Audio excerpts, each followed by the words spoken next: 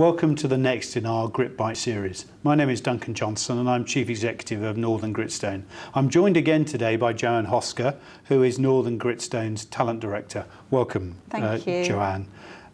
We talked before about the teams that we look to back within the spin-outs, but the roles of people within it can vary. So specifically looking at the roles academics, the founders often of the IP, the inventors, what roles do you find they often take in the businesses we back?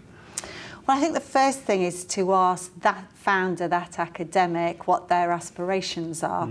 And that's the first thing that shapes that decision, and it is their decision of what they would like to do. So some will choose to take on a senior executive role within the organisation, and that might be as a CEO.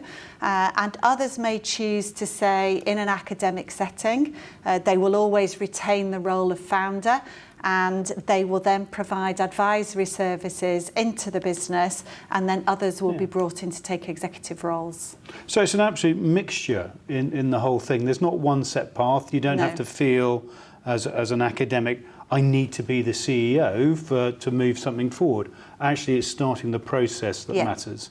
Have you got any examples of people who've gone down different paths, Joanne?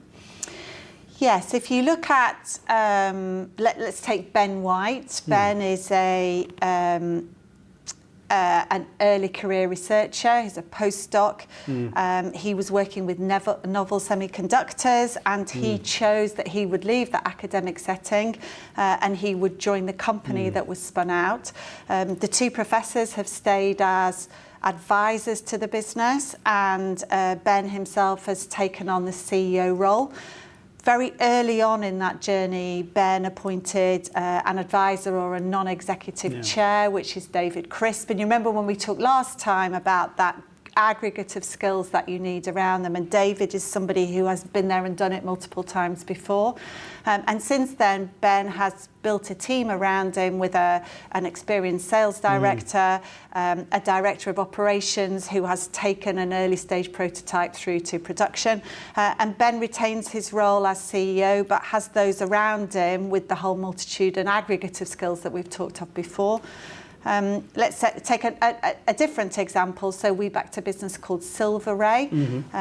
Professor Ravi Silver, who is the inventor and actually holds a whole plethora of patents. Professor Silver has stayed within the academic setting, acts as an advisor and sits on the advisory board of the business, which is Silver Ray. But an experienced commercial CEO, Dan Cathy, was recruited, and Dan leads that business as a CEO now. So two completely different examples, and very much it is down to the preferences and the desires of the academics of what they would like to achieve. Two examples of totally different routes followed by the academic. Ben White at Flux Technologies, who's decided to take on the mantle and the role of the CEO. Professor Silver at Silver Ray, who decided, actually, I'm going to bring in Dan Cathy. And both businesses travelling exceptionally well in our portfolio, real success stories for us. Thank you very much, Joanne, for sharing those. I look forward to seeing you in our next Gritbite.